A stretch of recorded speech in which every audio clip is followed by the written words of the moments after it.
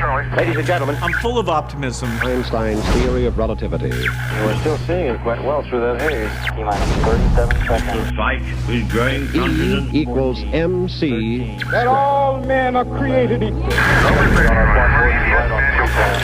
About the future innovation. And growing strength in the air. Tear down this world. Head on. Something's happening coming up on station.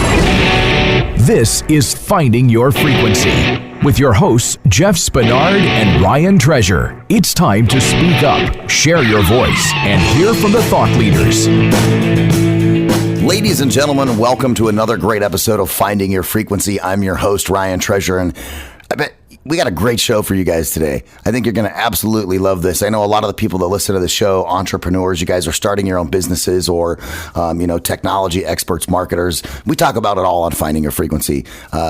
We like to hear those stories from folks about how they found their frequency in life and in business. And we're going to continue on that path today. And we're going to talk about leadership and what is leadership and what's true leadership. And our guest today is a very accomplished human being, an award-winning, best-selling author of 4 books, intent counseling founder, former general manager with 20 plus years of global pharmaceutical executive experience, and a Gallup certified strengths coach, business leadership, thought leader, motivator, speaker, and entrepreneur. Omar Harris is passionate about leading teams, high performance coaching, and inspiring future leaders today and tomorrow to adopt the servant leader mindset and stop toxic leadership behaviors. Omar, welcome to the show.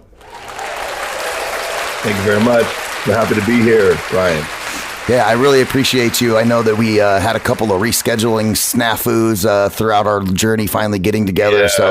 I appreciate your stick-to-itiveness with me to get you on the show because, talking about leadership is a really important thing, I think, especially right now with, the COVID crisis and, businesses are having to switch gears and figure out how to do online training versus personal training and one-on-one and remote working and, all these different things that I don't think a lot of businesses were prepared for.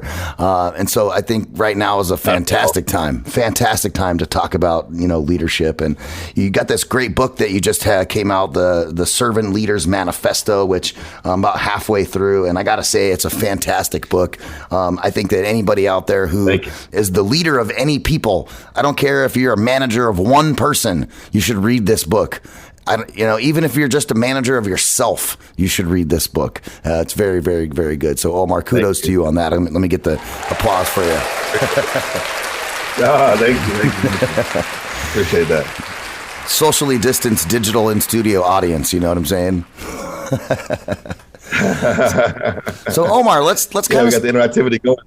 Let's start at the beginning. Let's start at the beginning. I mean, I know that you kind of just fell into pharmaceutical as you were trying to get some internships and such, and then ultimately you've led you all the way through your 20-year career doing that, and then now moving into coaching and writing books, and really trying to give back to the leadership community with all the stuff that you've learned. So let's kind of start at the beginning and tell us the story of how you got where you are and where was that aha moment where you found your frequency. Well, I think that the good thing about leadership is that you're always finding and refining and fine-tuning your frequency as you go along, as you matriculate through your career or whatever it is. So I think we operate at different frequencies when we start off as an individual contributor, working for a team. You learn some things there. So I think the first aha moment for me was early on in my pharma career when I had a manager who I would say, I wouldn't call her quite a toxic leader, but I had someone who just wasn't someone who was oriented towards people. And so she was more oriented towards work. I was a very high-paid MBA student who just came fresh out of business school, and I was being paid not a small sum of money to basically proofread PowerPoint decks for all day long. So I would come to work and have a stack of PowerPoints, and my whole entire job for the day was basically to find typos in these presentations before they were sent on to medical legal review. I'll tell you right there, at that point, I was not in tune with my frequency at that moment. I was definitely far away from my frequency. And that doesn't sound like fun. I felt quite miserable.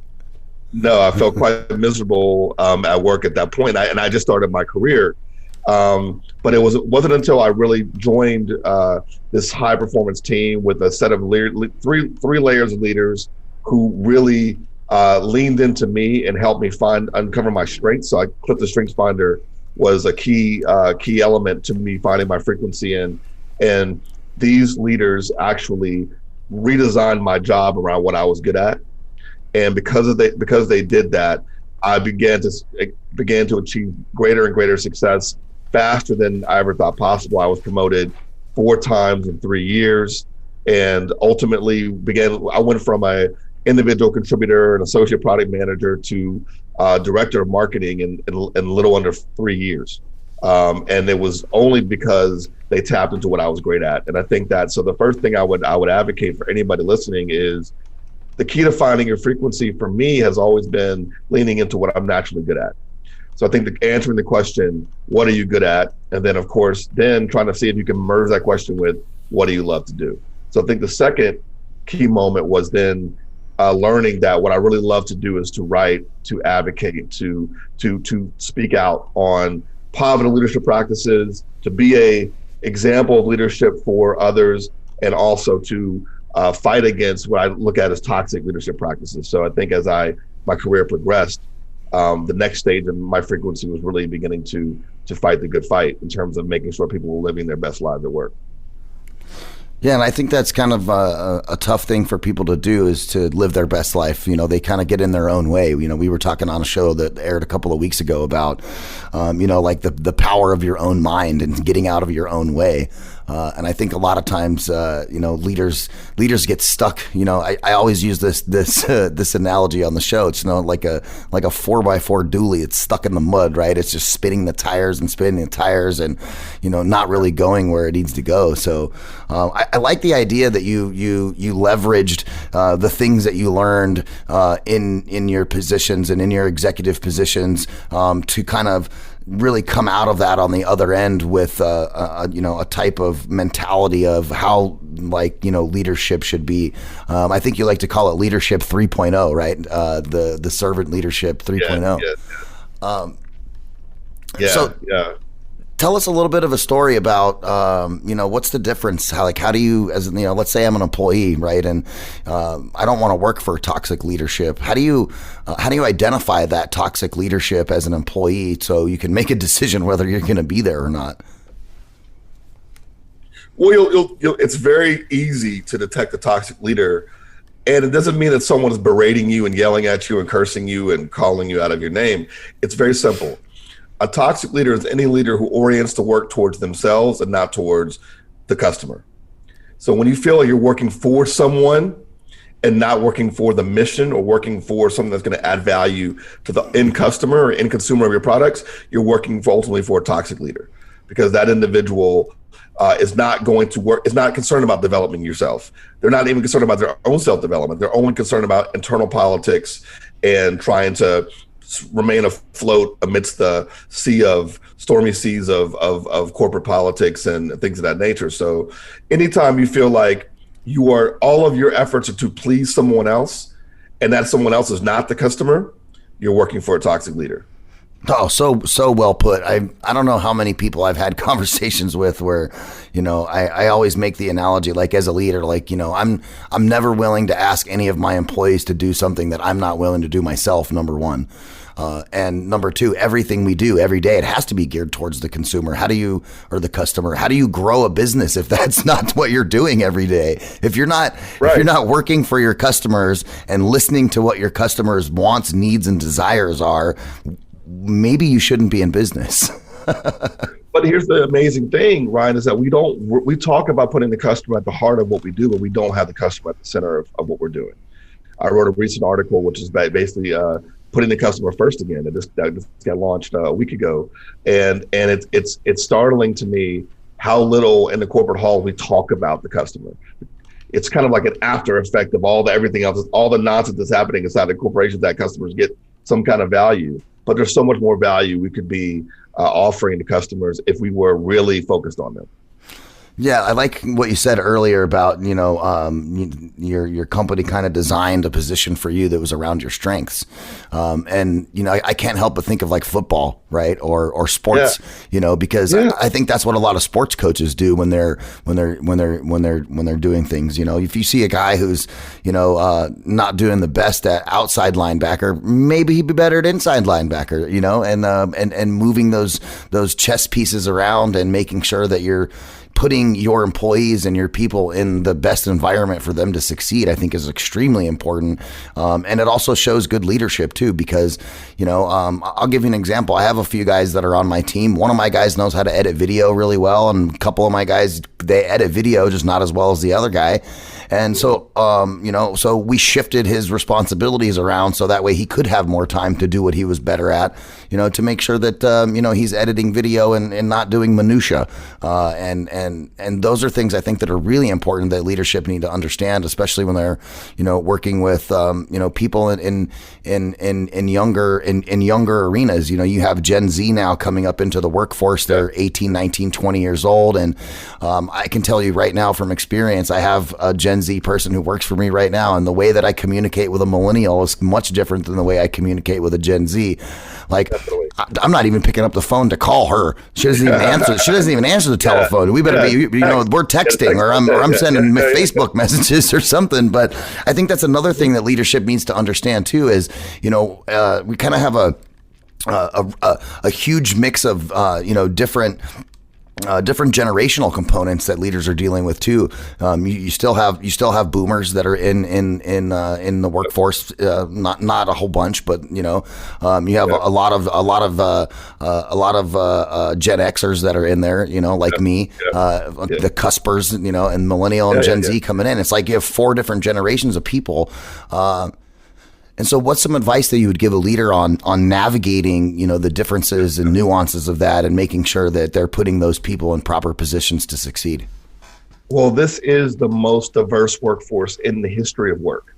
So right now, 2020, we're dealing with, as you mentioned, 4 different generations. You have more gender diversity in business than ever before, more women and women working together, more racial diversity, more different sexual orientations. You have a lot of things happening at the same time for the first time in history with work. And so the one size fits all approach is not going to work for these employees today. So the first thing you have to recognize is that you cannot apply a one size fits all approach to today's workforce.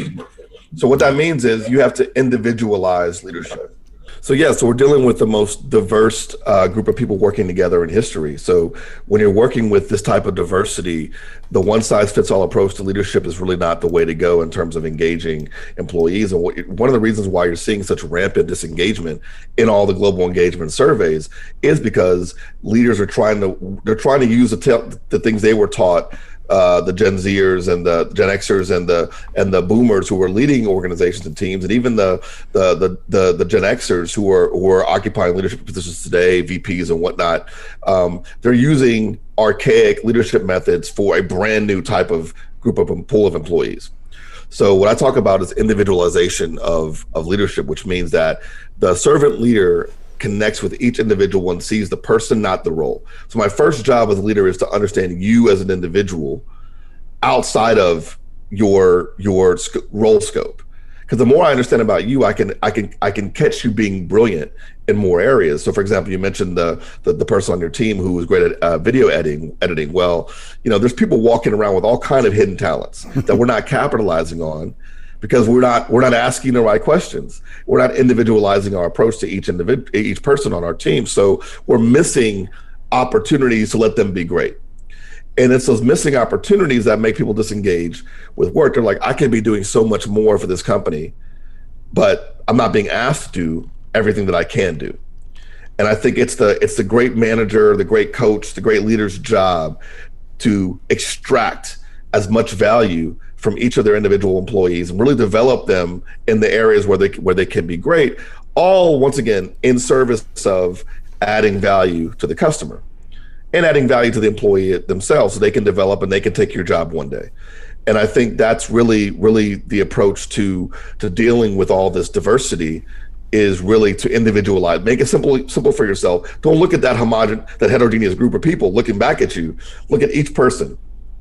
Yeah. And when you know each person, then you can figure out how to navigate the group. But until you know each person individually, you're not going to be able to navigate these kind of groups that are very, very heterogeneous today. And I think you said something that was pretty interesting. And you said, ultimately, these people may take your job. I think a lot of leaders, and part of the reason there's some toxic components there is I think they're afraid. These leaders are afraid that, if I allow, my employees to excel to a certain extent, then, what am I here for? Do I have job security?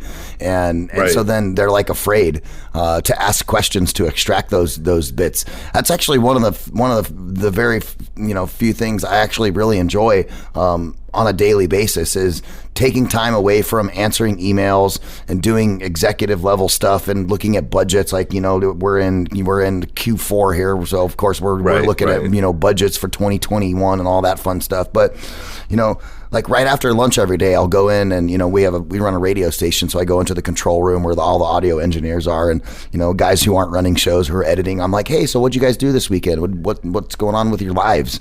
And I'm not asking them, hey, here, I'm not coming in here to give you more work. I'm coming in here to see how your weekend was. Did you watch the football game? Were you excited about that? Because, I know one of my guys is a Rams fan and he loves watching football over the weekend. And so, those are, moments that him and I can have to connect as human beings.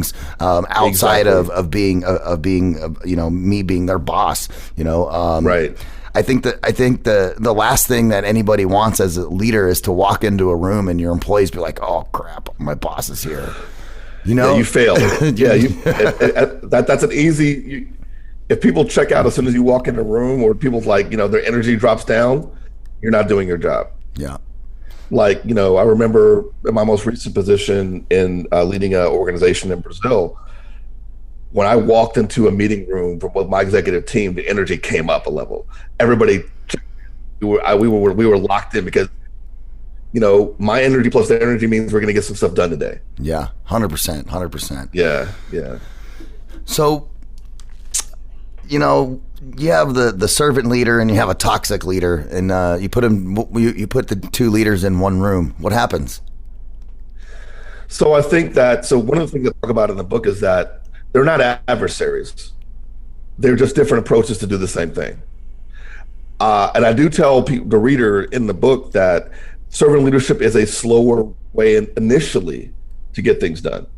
It's always easier to tell someone what to do. Hey, just do this. It's very easy to command and control. Don't listen to anybody. Don't have any feedback loop. Just say, listen, I want you to do this way by this time.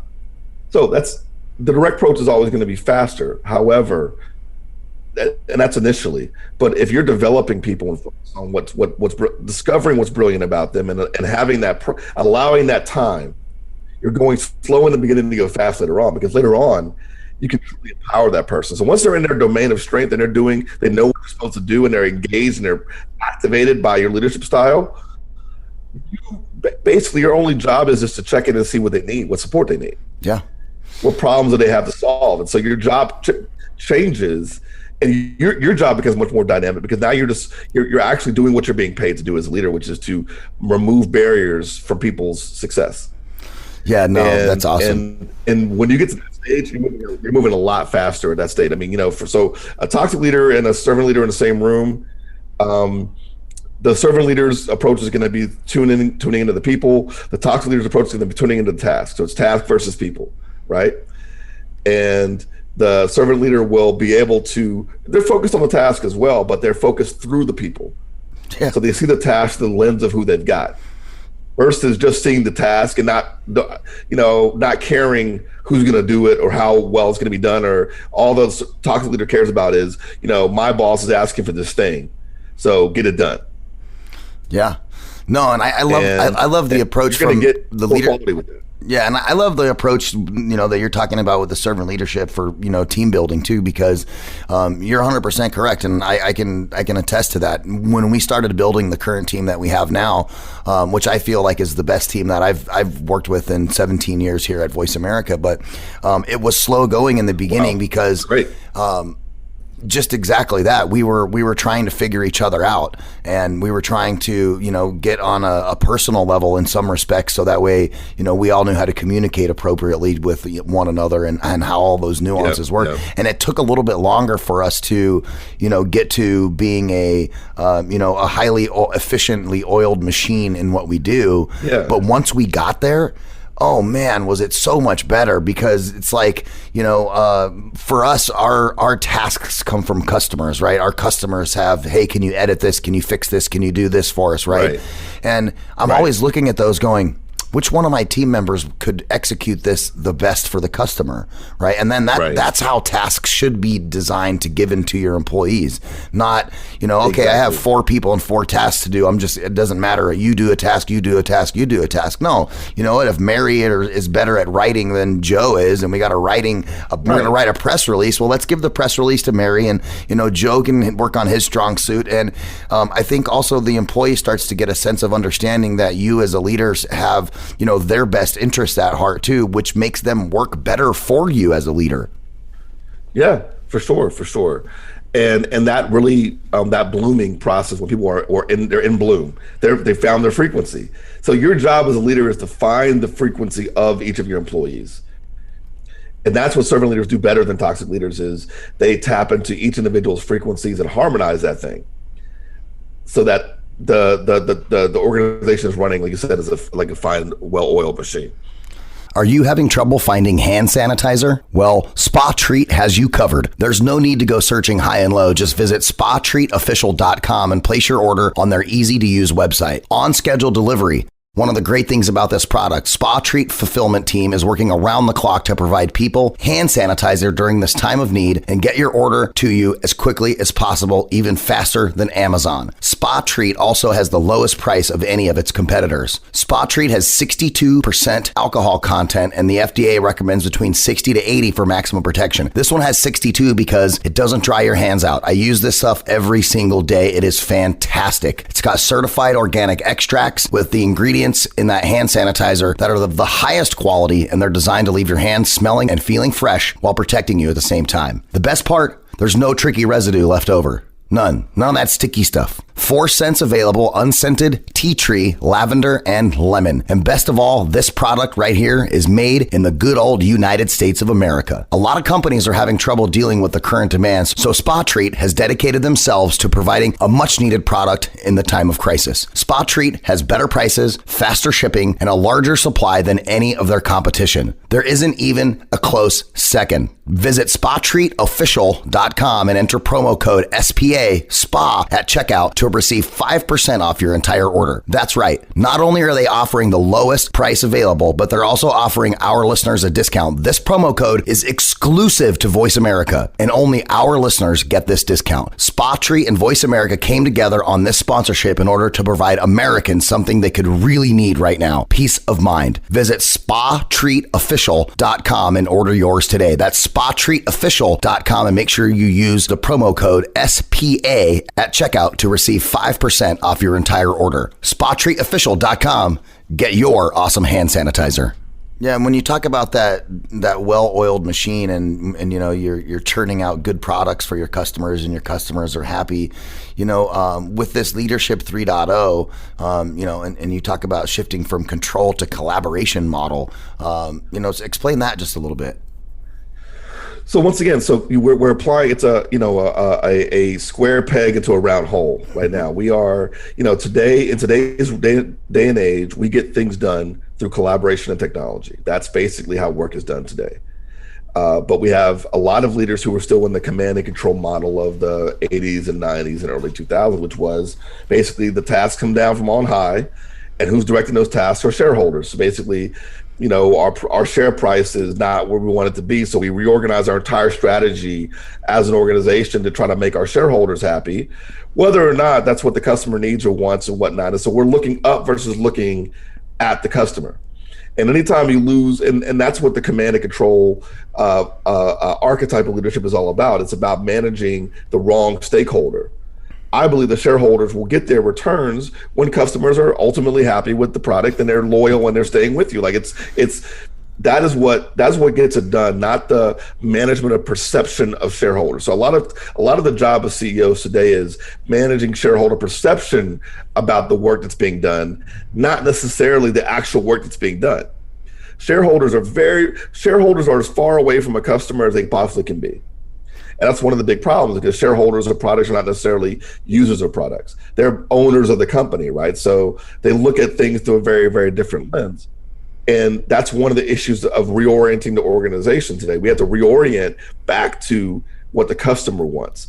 And when we tune into the customer needs and we reorient the entire organization in that way, that's when we can begin to innovate, leverage our technology, leverage the strength of our teams, and really begin to delight customers. So because we have to delight customers, not just serve customers. Like the idea the bar should be a bit higher than it is right now. And right now, it seems like companies just tolerate the customer, which is ridiculous. Like, why did you get in business if you were just going to tolerate your customers, right? You should love, and the customer is beloved. The employee is precious. And that's how we need to look at this. People have a choice of where they want to work and for whom they want to work, more so now than ever before. And if you haven't figured this out as an organization, you're going to have that talent drain, that brain drain, and you're going to find yourself in this rut where you're having an inability to actually deliver on shareholder expectations because your organization has lost its heart and soul. Yeah, and I think the heart and soul of an organization are those employees who are working with the customers and the customers. Exactly. That's what makes the core of any good business. I was going to make a little joke, and I was like, so you're telling me that if you have a really great product and you treat your customers really well, then your company grows, and then the stakeholders make money. So then you don't have to work from the top down. You can work from the like the middle out, right, from the customer. Yeah. Wow, that's an interesting concept. I don't understand why that isn't. Why is that not, Omar? Why is that not common sense with people today, man? This is not rocket science, Ryan. This is not rocket science. I mean, but we've gotten, once again, we have to understand why the hierarchy was created. And what motivates those in the hierarchy versus those who work for the customer. So the higher up you move in an organization, your ego gets boosted. And when the ego gets involved in leadership, that's when you begin to lose your focus a bit. You start doing it for yourself, or you start looking up and like, oh, my boss has this house and I want that house one day. So how fast can I get that house? Well, okay, command and control. And then you get to that level and you're like, oh, so how fast can I get to can I be CEO one day? Well, what do? Okay, they just, sit around and manage the shareholders. So I'm going to do what they do. So we're following the wrong examples. And ultimately, we're not actually deriving all the value that we could be deriving from our products, from our services, from our employees, because we're trying to serve the ego and not serve the customer. You guys have to check out this new service that I'm playing around with called Issue. It is totally amazing. You live to create, but you don't live to worry over the last nitpicky details involved in putting final touches on content. You got to do what you do best and let Issue handle the rest. If you're a creative, you know the drill. You're finally done editing. It's perfect. Now you just need format and reformat for every single platform. With Issue, make it once, and it's ready to post everywhere. Seriously, Issue is the all-in-one platform to create and distribute beautiful digital publications, from brochures to magazines and sales collateral. It's perfect for creators, marketers, designers, educators, publishers, salespeople, or just anyone that wants to make eye-catching content that can be distributed on multiple platforms. Issue makes it really simple. Just upload the PDFs and files, and Issue transforms them using your vision and customizable templates to create the content you want. With Issue, you just create it one time and distribute it everywhere. Everything is optimized to post on your website, social platforms like Instagram and Facebook. They can even help you make animated Instagram stories. And the best part about it, it is free. FREE free. That's right, it's free to get started with Issue. So go to issue.info/frequency to sign up for your free account. That's ISSUU.info/frequency to sign up and let them know that you heard about it from this show, Finding Your Frequency. Remember, that's .info, not .com, .info. So go to ISSUU.info/frequency and get your free account today. So what are some characteristics of servant leadership that, CEOs and people who are hiring executive level membership for their organization, what should they be looking out for, in that hiring process when they're hiring new leadership to their business? Because I know this is going to be huge in 2021 as, the economy starts to hopefully, cross my fingers, right, hopefully rebound after COVID. And, you have a lot of people who lost jobs. And so I think that as the economy starts to come back and things get back to, pre-pandemic levels, we're going to have a lot of positions that we'll be rehiring for. And a lot of those are going to be leadership positions, because I feel like a lot of the positions that were lost because of COVID, were leadership positions, because, you have to have people that are engaging, customer service representatives, those people are like must-have individuals to be able to keep the business going. And I think from any business perspective, if you're going to trim something to make sure that the business can stay afloat, those higher paying jobs in the leadership roles will probably be the first ones that got cut because of their, the expense to the company, and maybe not as important to the overall efficiency of the delivering the product, so to speak. But as this stuff starts to return, what are those characteristics that people should be looking for? So for me, for leaders specifically, it's a servant leader has three main attributes: humility, will, and empathy. So humility, will, and empathy are the three things that you should be looking for in a leader beyond their experience in managing crises and directing workflows and things of that nature. It's more about, so first of all, is this person, how do they approach difficulty and challenge? Do they approach with curiosity or with ego? So you'll see it. And if you ask that question, a behavioral interview question, tell me about a crisis or a difficult challenge you had to manage in your work, and how did you go about doing that? The ego-driven leader will automatically focus on, well, I knew what to do. I waded in, I commanded, I knew what to do, and the servant leadership type will be more like, well, we didn't really know everything we needed to know initially, so we began gathering information. So the humble leader understands in the face of any major decision, you need to gather information and understand and get more data for you to make it, and be humble in the face of the challenge. Not egotistical in the face of the challenge, right? Yeah, so maybe ask your team. I mean, it's not just a problem that the leader has to solve; it's something that we all have to solve. So exactly. Where's that got to get that collaboration going on? Yeah, tap into the group, and so that's you'll listen for these cues. Will is about how hard are you going to work? What's your work ethic like? Do you stop when until before the work is done, or do you keep going until the work is done? Do you never stop until the job is done? And then what is a job? How do you define the job that you're trying to do? So what are you working for? What are you working towards? That's very important. And then lastly, empathy. So that caring that's so missing from enterprises today. Like, we have people who really know that their manager does not give a crap about them.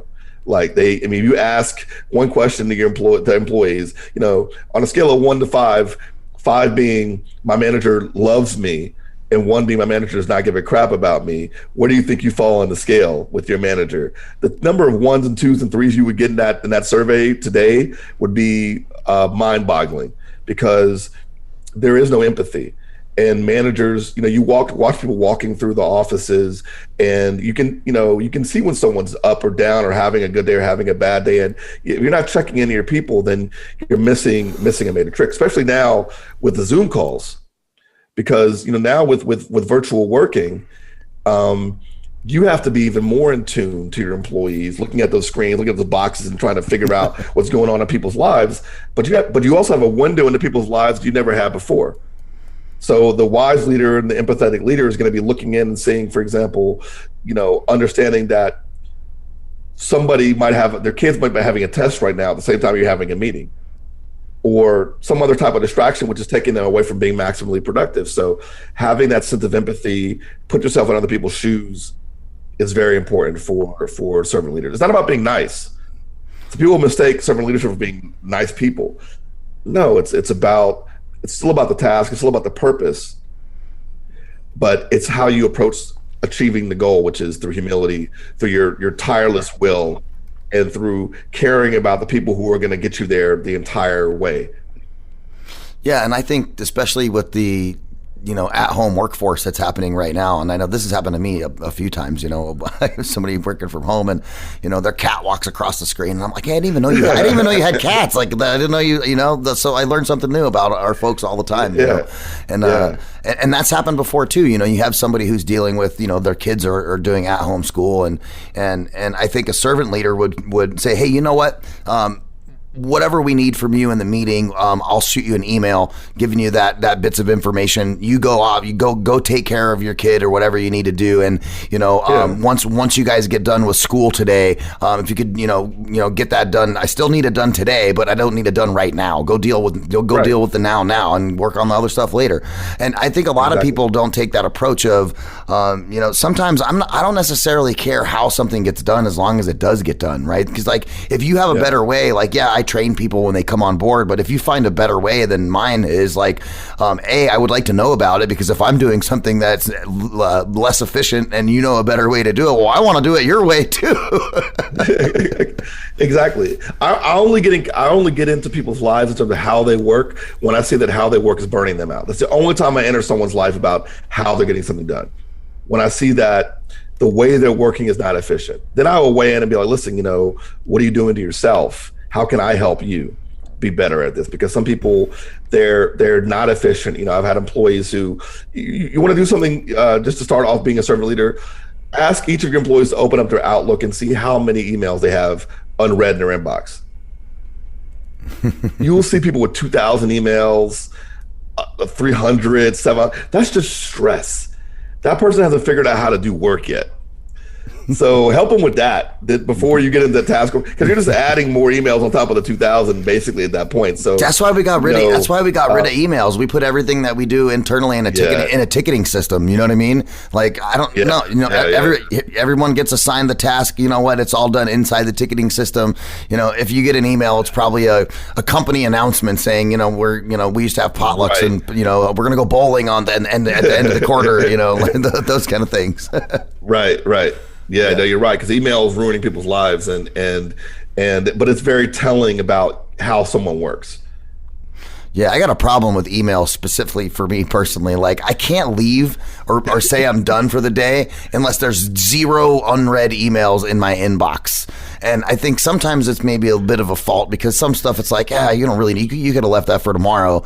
But I'm also extremely efficient at that. The first thing I do when I check emails is I go check for the stuff I don't need to do, right? Instead of going through and finding the things that I need to do, it's like, okay, I just, and I get a bunch of emails, 300, 400, 500 a day, right? And so the first thing that I do in the morning when I get to the office is, all right, let's go assess the inbox and extract the things that I don't need to do, get those out of my way so it's not cluttering up my inbox, and then start prioritizing the task, and let's go.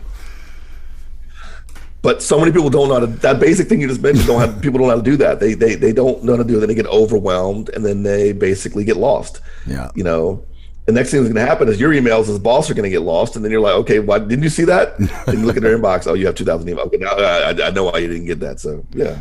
Well, so I think we're kind of talking about one of the other points is, how servant leaders can help organizations, right? How does that person? I know for me specifically, I'm always like, okay, let me help you with your inbox. I am an Outlook master. I got color codes for stuff, like, flags and when it's due and all that fun stuff. And I had, especially my younger employees that come in, they're not quite as skilled with, office products and the software. They know they can launch a social media campaign on Facebook and Instagram and TikTok like no one's business, but maybe not know how to manage the emails. But how do servant leaders help organizations to create and foster an environment for success for both the employee and the customer? So I think that the brilliance of servant leadership is that it is all about the purpose. So it's servant leaders are in the middle of the organization, kind of with a flag up, like, hey guys, this is what we're supposed to be doing. This is what's important at all times. So the servant leader kind of has the ball in terms of this is what's most important to our business at any given time. And that's usually coming from either their employees who are dealing with the customer or the customer themselves. Basically, they remain highly in tune with that level of the organization, no matter how far away they get. If they're CEO, they remain in tune with that level of the organization. If they're a frontline manager, they remain in tune with that level of the organization. So they are like the keepers of the voice of the employee and the keepers of the voice of the customer. And that kind of like the ability to hold that and keep that focus, it drives great value within the organization, because in the culture that coalesces around that type of individual is a culture of, okay, so then what are the barriers that my employees are facing that we need to definitely fix and get out of the way?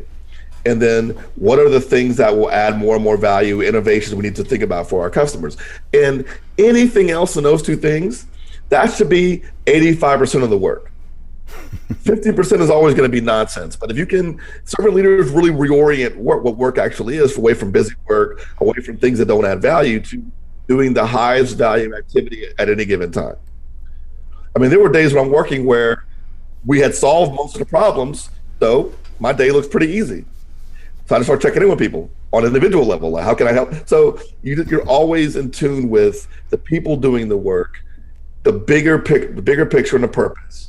And you're always making progress. So I think that servant leaders are the people who herald progress within an organization, because of that innate ability to be in tune with what's most important at any given time. Now, I like what you said too about checking in with your people on a day that, you know, you as a leader might have, you know, completed some of your tasks early, and, you know, like how good does it make an employee feel when your boss comes to you and says, hey, instead of me leaving early because I got my stuff done, is there anything that I can help you with? Are you stuck somewhere? Yeah. Do you have a couple of, you know, customer service tickets or something you need help with, or whatever? Yeah. I think that goes so far with your employees as a leadership, because I think then they realize that you actually care about what they're doing in their workload and what effort they're putting into their positions. I could walk into any meeting room. So I ran a business with 350 employees, most recently in Brazil. I could walk into any meeting room where work was happening, and people would not look at me like, "Oh my God, Omar's here." They were like, "Okay, what we know when Omar walks into a room, here's the problem we're trying to solve." Yeah. So Omar, you got something for us? You know, now I'm like, listen, guys, it's your job to figure this stuff out, but I can give you some orientations. You know, I can kind of like give you my 3 or 4 questions about that, and then walk out the room and keep it moving. But you always have work to do when you're trying to remove barriers, your people's barriers to progress. You always have something to do. Yeah, I think so many times, you know, the leader just expects the employee just to kind of, you know, robotically go about their day and, you know, as mundane or non-mundane, you know, tasks or practices that they're working on.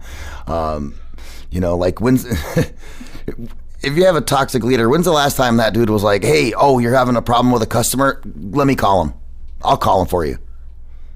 Let me talk to the customer directly. Never. Right?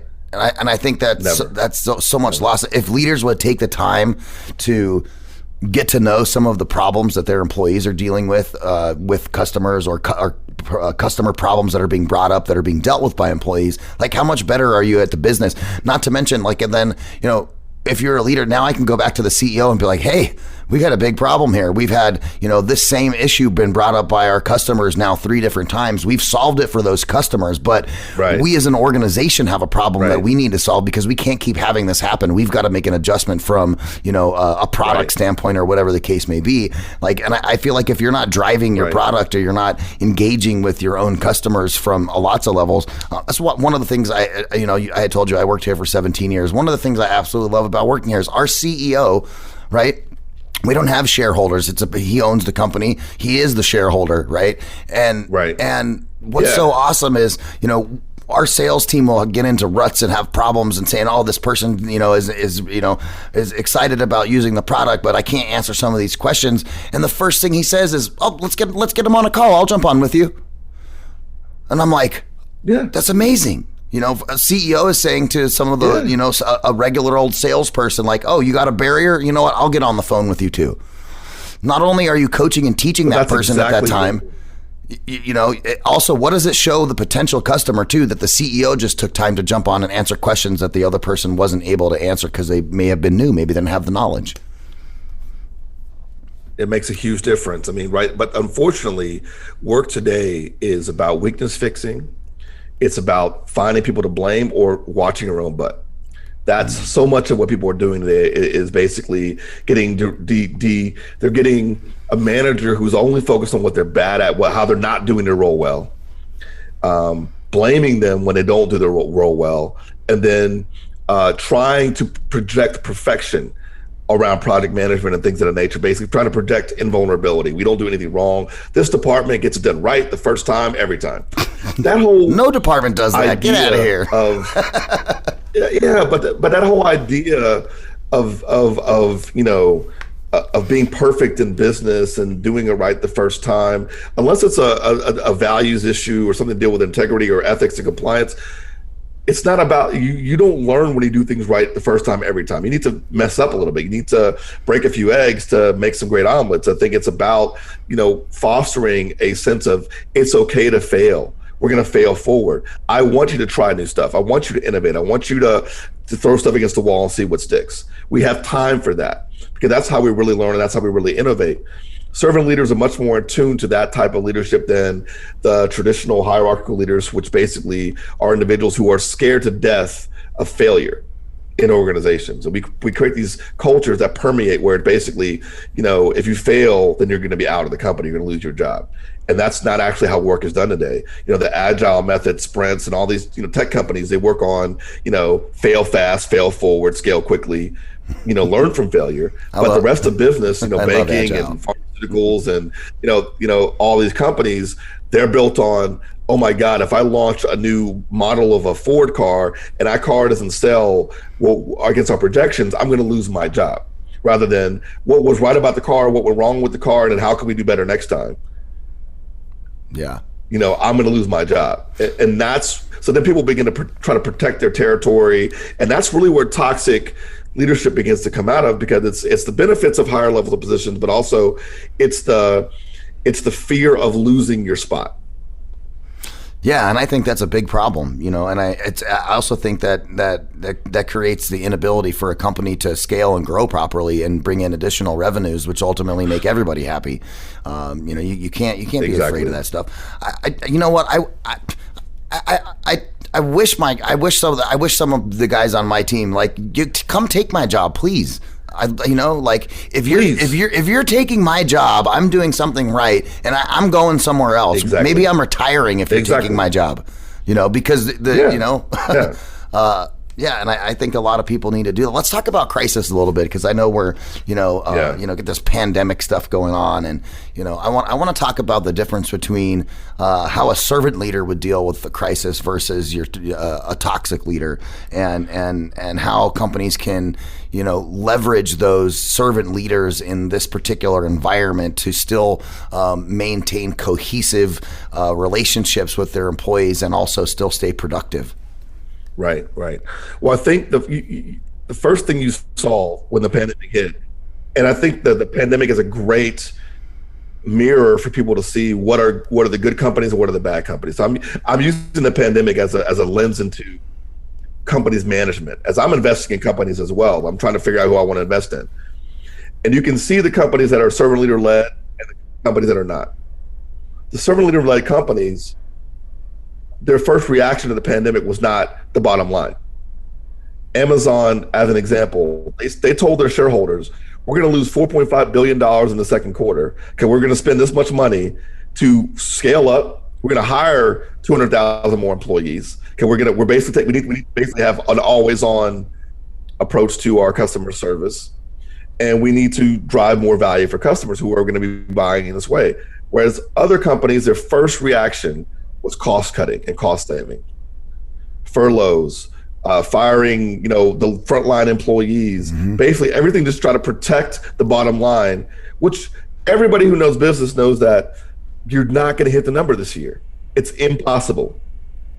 So change the measuring stick. So for me, as an example, when I was going through this crisis and I was, dealing with customers in Brazil, I told my team that our bar was not losing any customer because of COVID. So I said, guys, that's the bar. So do whatever you got to do Keep them. But our mission is to lose no customers. Yeah. That's all. So every decision we make as an organization is to ensure customer retention at this time, to ensure our customers feel our positive intention and our actions that keep them afloat, because we were dealing with small business owners at the time. And so it was crucial that we had that. So I created clarity. So servant leaders create clarity for the organization. What's most important at this time? Keep the customers on board with us. Do not lose customers. Don't let anyone poach us. I think that I'll give you an example. What Zoom was able to do. Why is Zoom the platform that took off during COVID? You have Microsoft Teams, you have WebEx, you have GoToMeeting. You have all these far more established companies that were in the space, and they all lost market share to Zoom during this crisis. Zoom scaled. That's exactly what they did.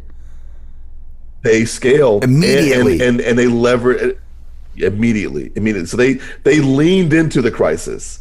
They found opportunity in the crisis, and they weren't just focused on, oh my God, our projections for this year are taking a hit. And it wasn't about once again, the toxic leader is all about my own job. I'm scared about losing my job.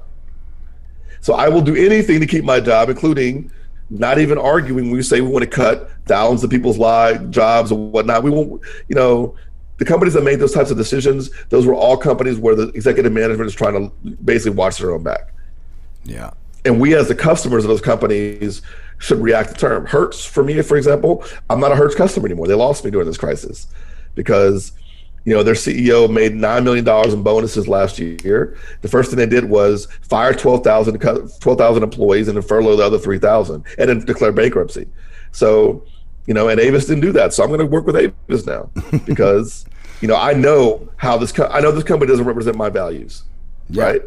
And I think that that's the lens people are thinking about today. Now, companies have to reflect the values of their customers more and more, not just have great products, but also reflect the values and the desires and the causes of their customers at the same time. And servant leaders are far more in tune with those things than toxic leaders are. Toxic leaders are only about bottom line, me. Hey everybody, I wanted to tell you about this great shaving product that I've been using lately. Not only is it awesome, it will save you money. Enough to buy 26 cups of coffee in New York City or 3 deep dish pizza dinners in Chicago. Harry's is an awesome product. It delivers high quality razor blades as low as $2 each, a fraction of the price of leading brands, and saving you hundreds of dollars at the same time. I really like the way that Harry's works. It has a very close shave, it's got a great design for the handle, and also the scent of the shave gel is fantastic and it leaves your skin nice and smooth. You can get a trial set delivered to your doorstep by going to harrys.com/frequency. Quality, durable blades at a fair price, just $2 a blade. They've cut out middlemen manufacturing blades in their German blade factory that's been honing precision blades for a century. I'm telling you, I use this product and it is absolutely amazing. Harry's has all your grooming needs covered in just one stop. You can get blades, hair care, shower products, all on harrys.com. And just like their blades, Harry is committed to providing premium products without breaking the bank. Again, visit harrys.com/frequency. I want to make sure that everybody gets the chance to go check it out. You can feel better too about the purchase because 1% of their proceeds are set aside for nonprofit organizations developed to helping provide access to better mental health care for men and veterans. How could you not get behind the veterans? So important nowadays. Listeners of the show can redeem their Harry's trial set at harrys.com/frequency. You'll get a weighted ergonomic handle for a firm grip, 5-blade razor with a lubricating strip and a trimmer blade. I use it every day. Rich lathering shave gel with aloe to keep your skin hydrated. And I'm telling you, when you get done shaving, your face will feel so smooth, it's amazing. You even get a travel blade cover to keep your razors dry and easy to grab on the go. So make sure you go to harrys.com/frequency to start shaving and saving today.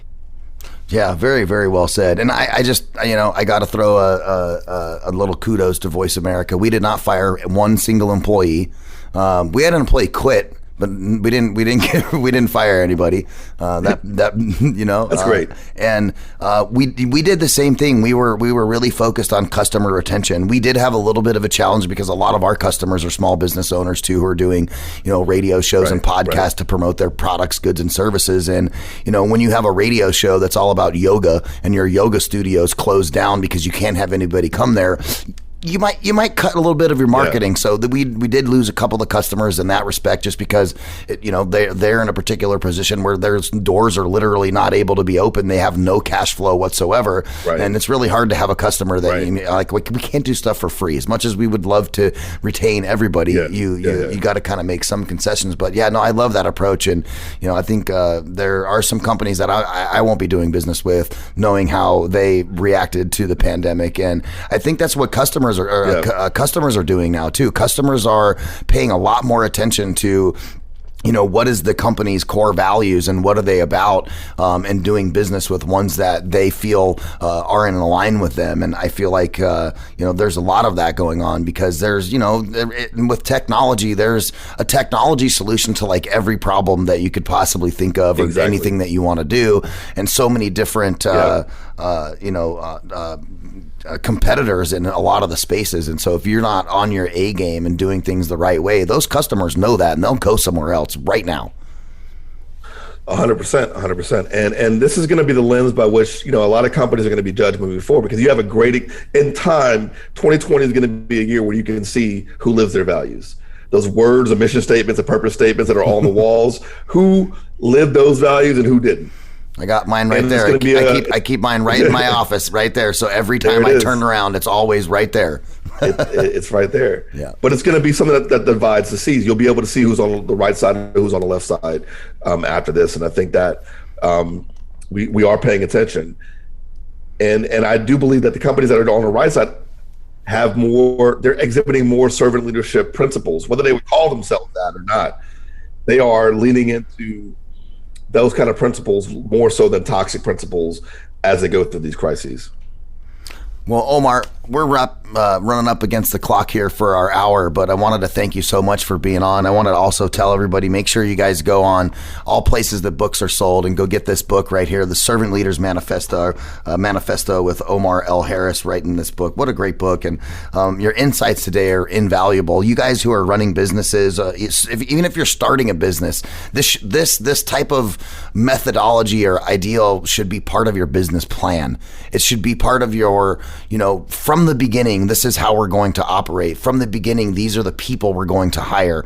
And I don't care if you work at McDonald's and it's somebody who's in the back room flipping burgers, right? That person can be a servant leader as well. I think you need to hire servant leadership even at the lowest possible entry level positions of any business, because those people are going to grow with the company. They're going to show you their value in different ways. And so even hiring all the way at the bottom of the business is important, that those are servant leaders also.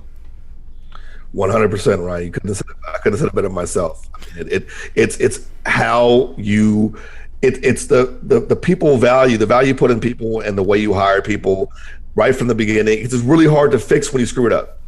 Yeah, it sure is. It's a lot better to be proactive than reactive. Exactly. Always. So, Omar, how do people get in touch with you? What's your socials, website, all that fun stuff? Well, the best way is my website, www.omarlharris.com. You can find me on LinkedIn, Omar L. Harris. You can find me on Twitter, Strengths Leader. Find me on Instagram, Omar L. Harris. Facebook, author, coach, and just Google my name, Omar L. Harris, and all these things will pop up. So basically, you'll have access to me. On Amazon.com is where you can get the Servant Leader's Manifesto, my previous book, Leaderboard: The DNA of High Performance Teams. I have a new book coming out in a few months as well, called Be a Jedi Leader, Not a Boss, and that's going to be an exciting one as well. So hopefully we can talk about that one when that book comes out as well, right? Oh, I'd love to have you back on. I love having these kind of conversations, and you can just tell by talking to you for the last 53 minutes what kind of a human being you are and what you're really trying to accomplish with your life. And Thank you. I really feel like you've found your frequency, and you know where you're going and what you want out of life, and that's like the best feeling in the world. Yes, sir. Thank you very much. Yes, agreed.